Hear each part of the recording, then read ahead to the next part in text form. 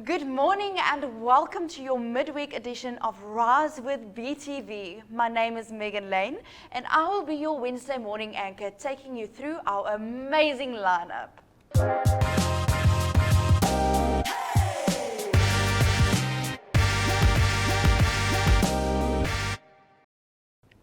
Travelers are dreamers who make their desires for adventure a reality, which is exactly what OVC helps individuals do. Come with me to hear more about these amazing opportunities. With me, I've got Mariska. Mariska, welcome to BTV. I'm so excited for this interview. Thank you so much for having me. Do you mind just giving the viewers a little bit of an introduction about who you are? Perfect. So I'm Mariska Steyn. I work for OVC. I'm the franchise owner for the Durban North Coast office. And OVC, we basically specialize in gap year opportunities, work study travel opportunities for young people wanting to go and work overseas. That's awesome. So what type of work do you focus on? So the type of cultural exchange programs that we do offer is au pairing. We've got au pairing in the USA, Europe. We have our teaching abroad programs. If you're also wanting to go and study, we have New Zealand and the UK available. We have our internships, the hospitality, agriculture internships. Then we also have our seasonal programs like our summer camps, cruise ships on the photography on the cruise ships, and our kibbutz in Israel. So really a variety of opportunities for people wanting to go and travel abroad and work abroad. That's awesome. So how do you manage, I mean, you named a lot of things now. How do you manage to roll everything in a ball? It's like, it sounds like it can get crazy. So you will basically start with having a consultation with your OVC office that's closest to you, and we will look at the eligibility, obviously finances. Our programs is an affordable way to go and travel overseas. Do remember you also go and earn in different currencies. Yes. So it's really a nice way to go and upskill your resume, also go and earn, save a bit of money, and also opportunity. I mean, there's a lot of young people that want to go and live their lives and travel, you know, so you're giving a lot of opportunities. It's awesome. I absolutely love it. Yes, and also you do have your matrics that's just finishing up and they're not sure what they want to go and study next year. So it's great to take a gap year, go and do summer camps, go and do au pairing, and just go and find yourself and figure out what it is that you're wanting to do before committing to a full-time work or studying. And like I said, they don't always know what they're wanting to do after school. Yes. So you mentioned summer camps. Do you mind telling me a little bit more about that? So summer camps, the season is actually open now for 2023. And it is during America's summer holiday, which is our winter, their summer. And yeah, it's really an amazing program. It's a lot of fun. And we look at their skills. So if they're good with music, sports, drama. That is absolutely amazing. So we basically can, they go to a camp, they're a camp counselor.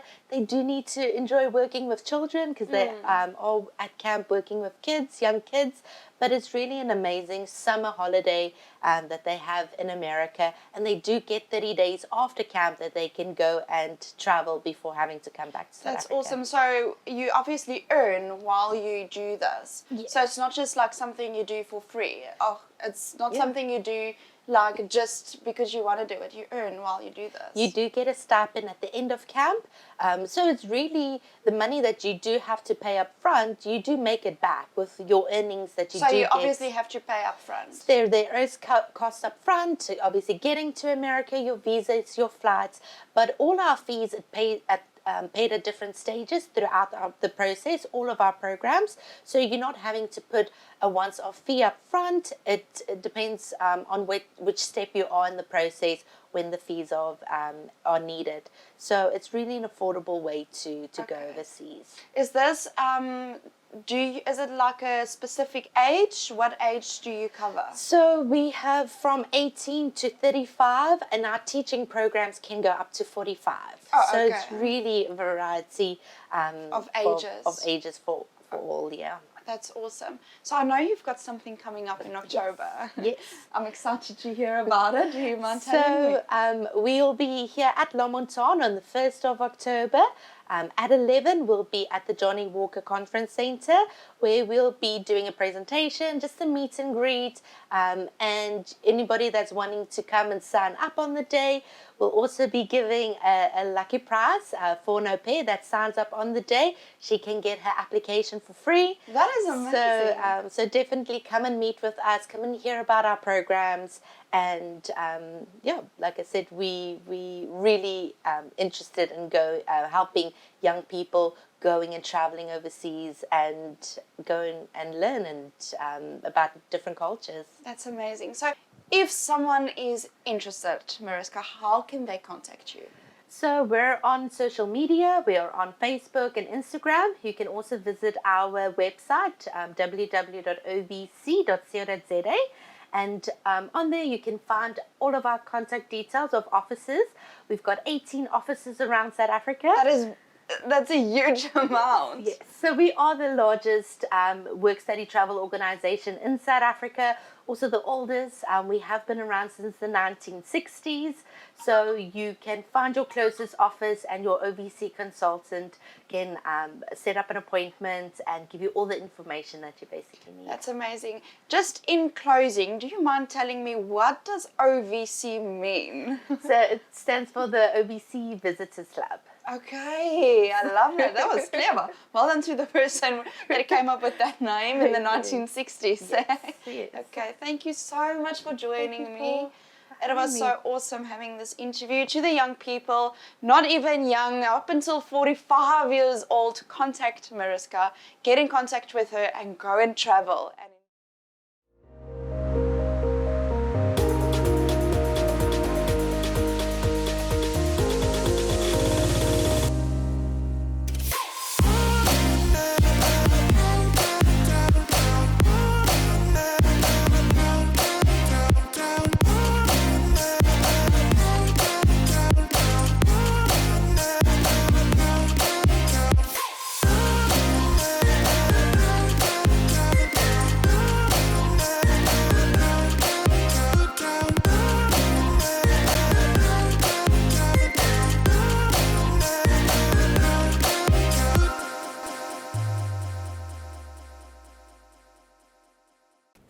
With Heritage Day sneaking upon us, Azanda is bringing us a dash of culture with her beautiful work.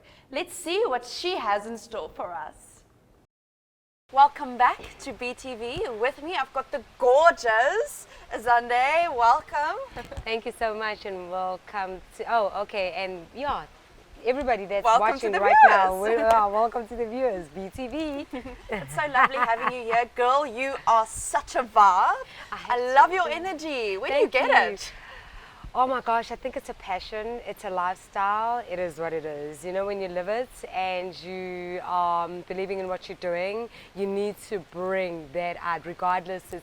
It's a very morbid, it's a very somber day. You just need to make it out there and be sunshine like you're looking right now. Thank you so much.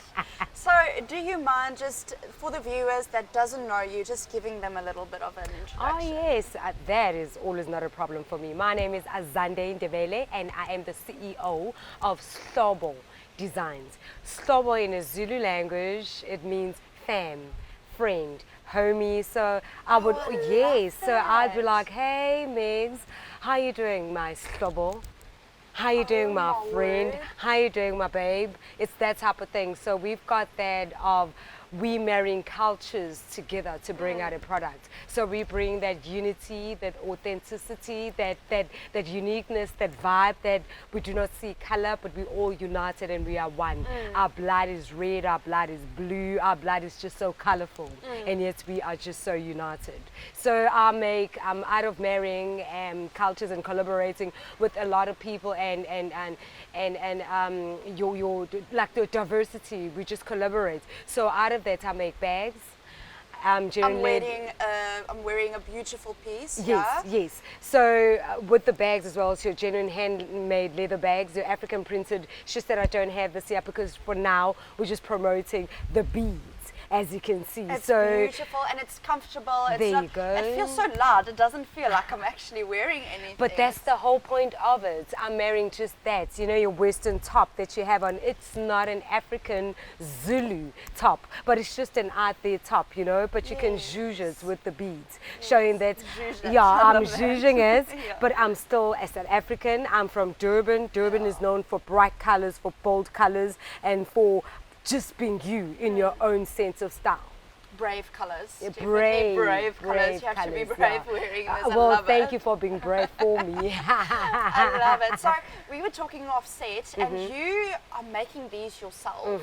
So tell me a little bit more. How did you get into actually making these? Where My did you find your goodness. passion? Okay, I think maybe I did have passion, but I just, you know, this thing of a family background of you need to be something and get the certificates, maybe be a doctor, be a whatever. I actually studied dental technology and I stopped at my first year because for me it wasn't something that was tapping out of my comfort zone. And then I went to the bank.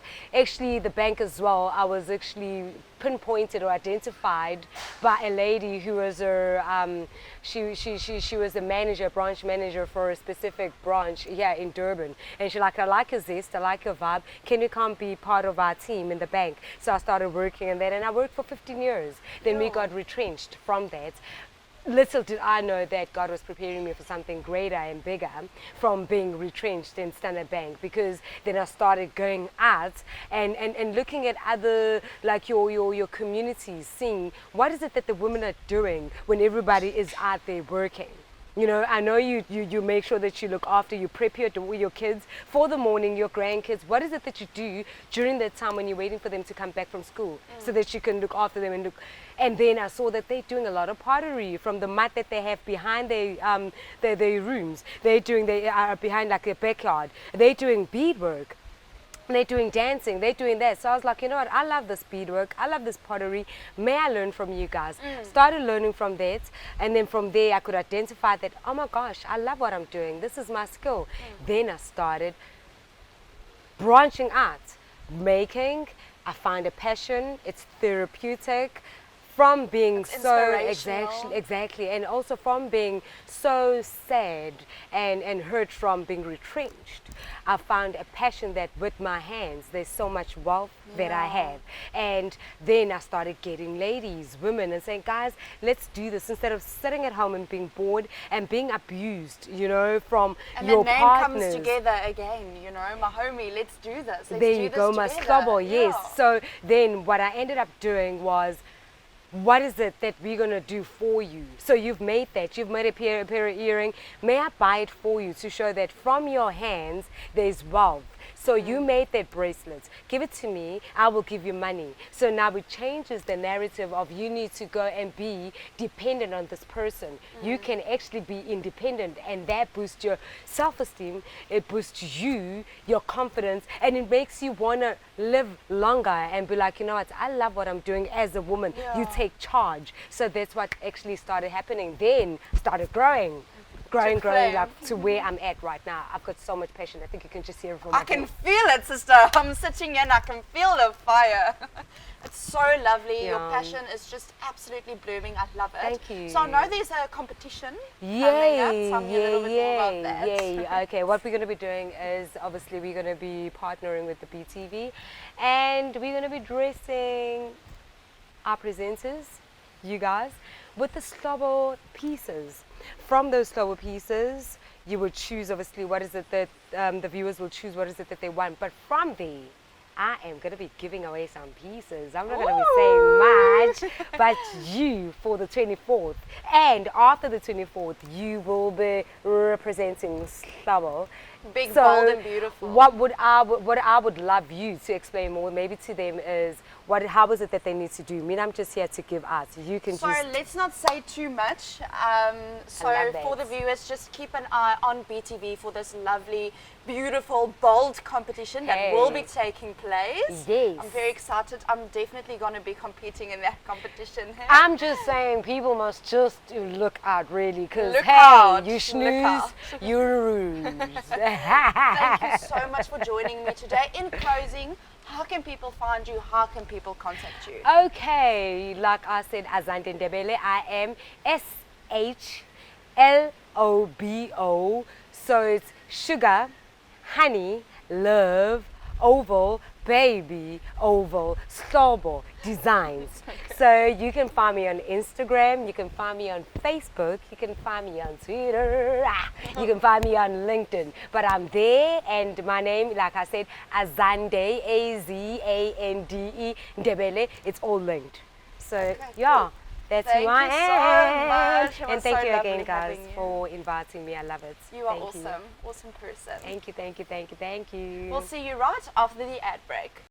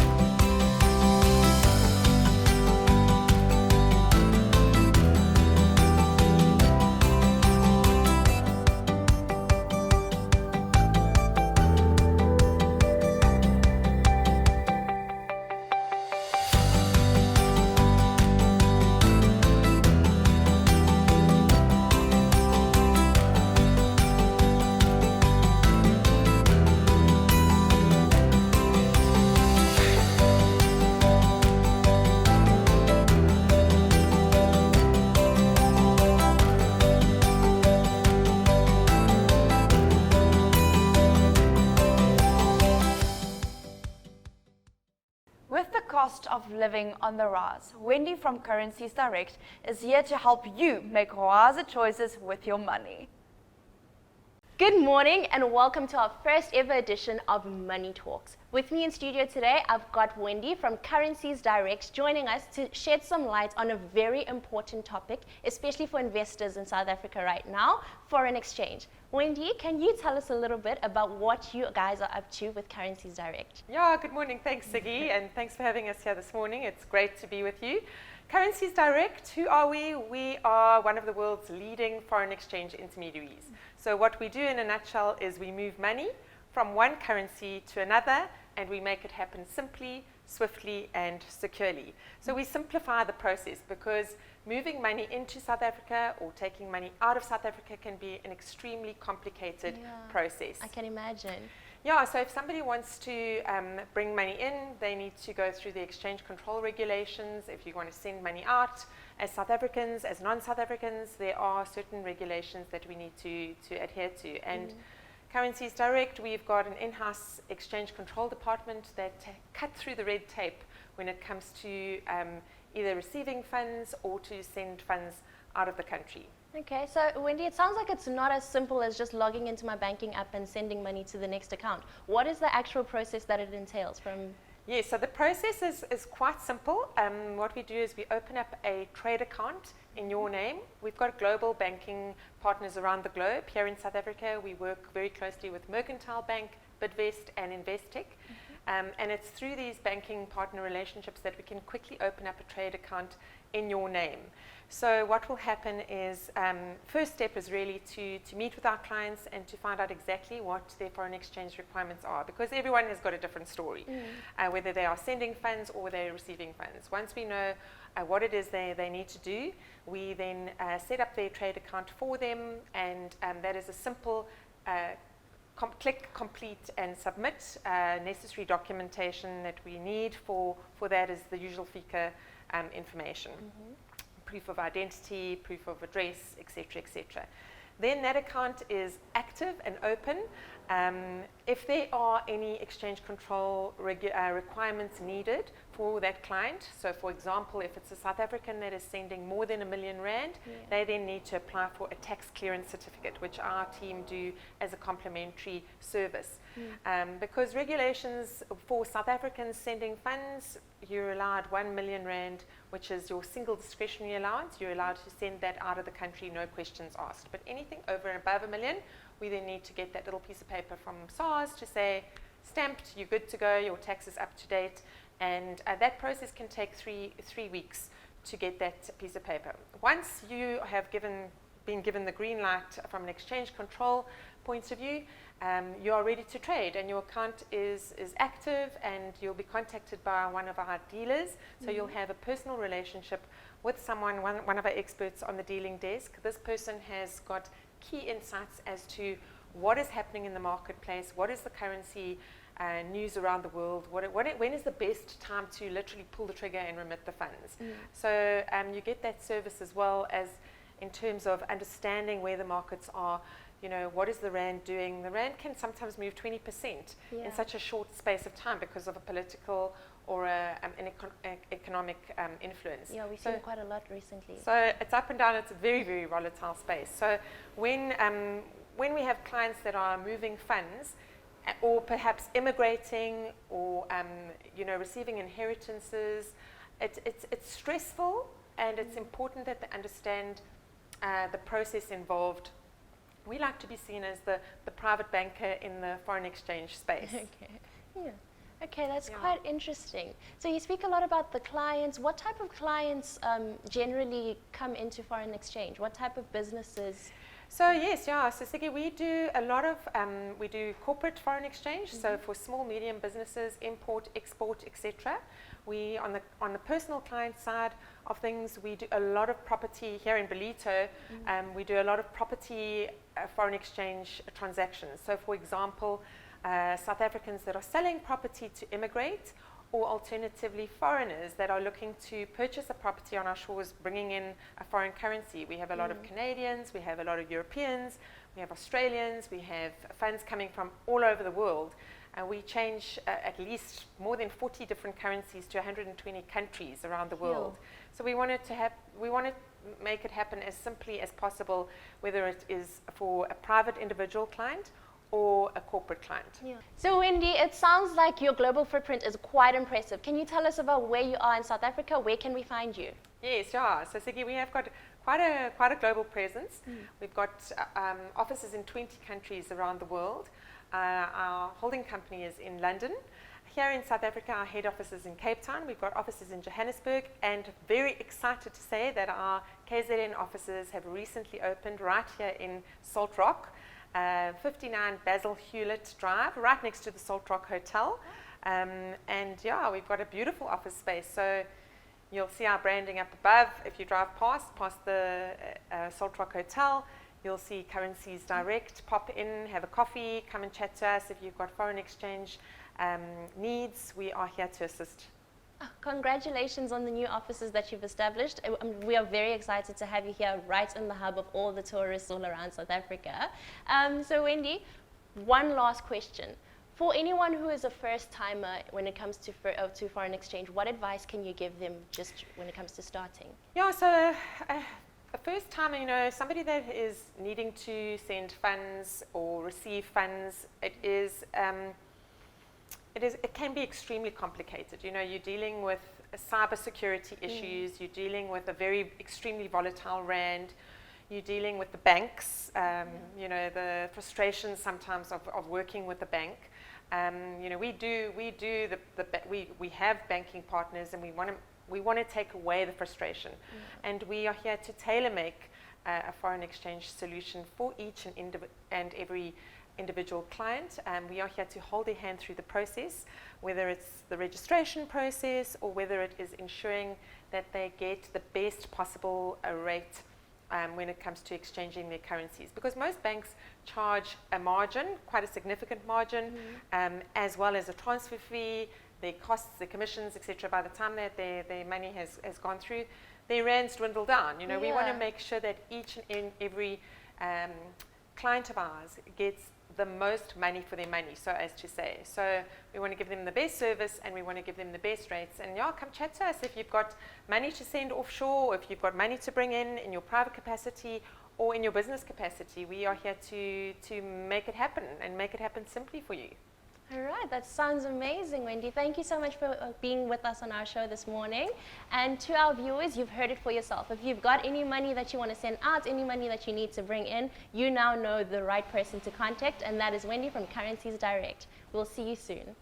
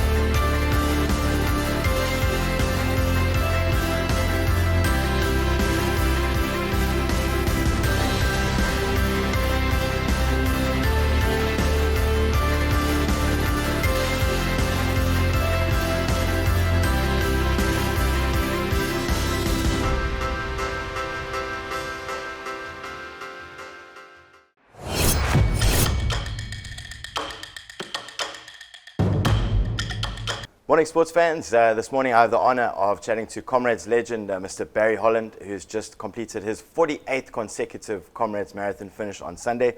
Good morning, Barry, and welcome to the show. Welcome. Thank you. Awesome having you. So we get into our discussion. Can you just tell us, Barry, how did you first get into running? Well, I was born and bred in Durban North, so I'm a Durban boy, and I think that the Comrades DNA is part of Durban boys' DNA. It's part of us, and I think there's always this little drive that you're going to one day get out there and run the great race. But funny enough, I had a distinct start to my career. Yes. Because my folks used to play bowls at RDLI, which is the club which is in the middle of the Greyville Racecourse. Oh, okay. And in 1966, the finish of the Comrades was at the DLR, wow. the drill hall. Yes. And in fact, it's the most iconic finish of all time. Sure. It's the closest finish of any Comrades. It was Wow. 1 by 1 second. Sure. And that's when the great Tommy Malone Yes. had the mayor's baton in his hand already and was racing down to the finish and then collapsed. Wow.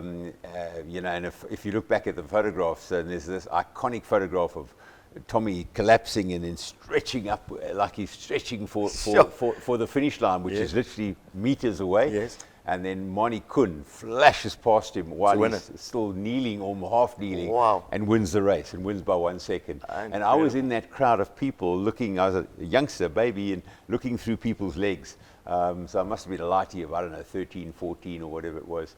And Tommy collapsed almost at my feet. So that was when I saw that, I said, I have to run Comrades.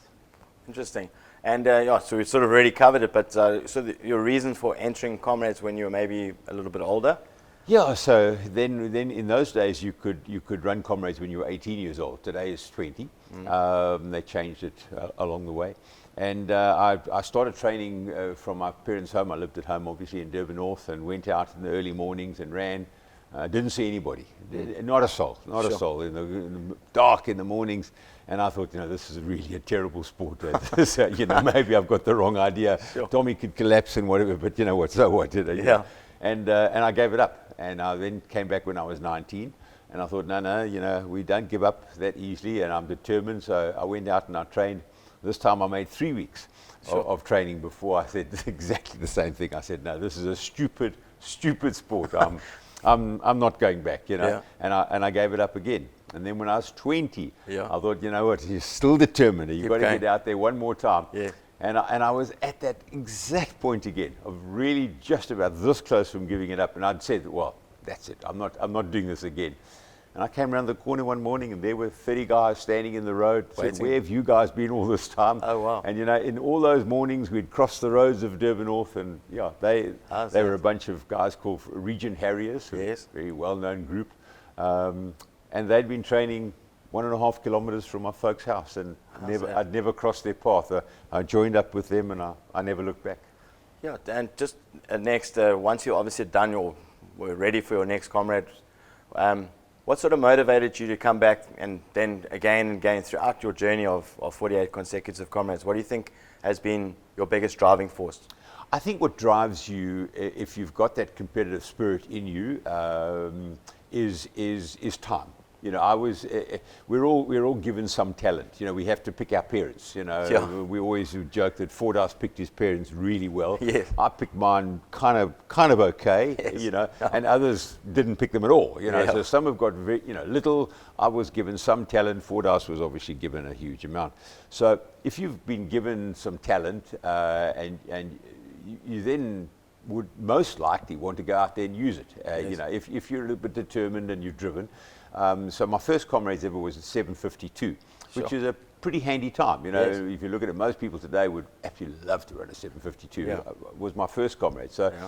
I immediately realized I could run a bit. And my guys at Region Harrier said, no, you got to go and run a silver now. So that's when I started to do that work to try and get to run a silver. And it took me a couple of years to get there. And I did finally get there and ran a silver. And then you're looking further ahead. You're saying, well, if I can run silver, and you will always be informed by your shorter distance times. Yes. So I could see what I was running half marathons, Sort of progressing. and all those sort of things, and you project. So, well, silver is actually not really your final goal here. You can go quicker. Sure. And I wanted to go under 7 hours. Yeah. And that drove me. But I didn't know how to do it. And it took me a long, long time. And that's what I suppose brought me back year after year after year, was to trying to get under that 7 hour mark, which I eventually did do, but it took me a long time. You know, much like school, I was a slow learner. And then on the flip side, was there ever really a time, I was just when I was researching you and that I skimmed over an article when I think you'd done 14 consecutive and someone said, oh, well, yeah, like, was being sarcastic, sort of, oh, now he's done so many more. Was there ever points in your career where you, either through injury or mentally, that you just thought, no, I'm not going to come back next year? You know, Matt, I always said to myself that and this question got asked when obviously, and the medal count went up 10, 20, double green, you know, eventually triple green, 30 comrades. And people say, you know, are you going to run this thing forever? Surely you'll give up sometime. Yeah. I said, guys, I think I will know. I'll wake up one morning and I'll Just know say, it's done. I'm done, you know, no longer the same interest, no longer the same driving forces. Certainly by those years, you've done the times that you could ever get to, the fastest times you could ever get to. Yeah. So the whole pursuit of time goals would have started to fade away. Yes. And I always was convinced I'd wake up one morning and that would be it. And I did. And I just said, that's it, I'm out, I'm done. I went to my club. So was that number 14 or? No, that was 32 odd, Oh, okay, 32, cool. 33 Yeah, odd okay. comrades, and I went to my club, Jeppy Quandam, and there was Snot and Trana, and there was you know, we had a massive party, and they made an AV of my career, and they gave me a my bottle of wine like this. It was 3 liters of Mielas Rubicon. I don't know what it must have cost a them, yeah. fortune in those days. I've still got it. It's in a box, and it was fantastic. And the chairman made an impassioned speech and everything. And then I was Sorry, guys, I'm coming back. I was at home and getting really naughty because my wife was going running, and I said, "Well, no. so where are you going?" What do so you mean? I'm training. I'm running. What do you think? You're on the couch. Get off the couch. And I made this late decision that I couldn't give up running comrades. So Sure. I did. I went back and I ran. I never gave the wine back. Sure, how's that? Sorry, and on that, as we get closer to 50, and I'm going to touch on that at the end of our chat, what is your relationship like with Louis Massain? Oh, it's excellent. I like Louis very much. A wonderful man. We come from very different cultures, different backgrounds, but you know, we've got one commonality, which is the road, and the fact that we went year on year. You know, for 47 years. Yeah. His are consecutive, mine are consecutive. Obviously, unfortunately, his are no longer. But yeah, so we had a great kindred spirit. We'd meet each other out on the road on Comrades. We'd meet each other at the green number in the green number tent, or at the novices stand at the We'd expo. always make a point to see each other at the And end. Or absolutely, we would. You know, we've been very close over the years, and as I said, different cultures, but great guy, really great guy. That's awesome to hear. Okay, and if we just like shift focus before we ask you if you're going to get to 50, I know you're heavily involved in running down here in the community of Belito specifically. So before we touch on that, any advice for like young or novice runners who, I mean, we had an informal chat before this. Any pearls of wisdom, if you like, if I'd like to get into, someone would like to get into running?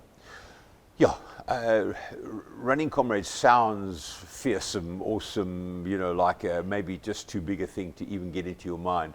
But it's not as far a stretch as many people would think.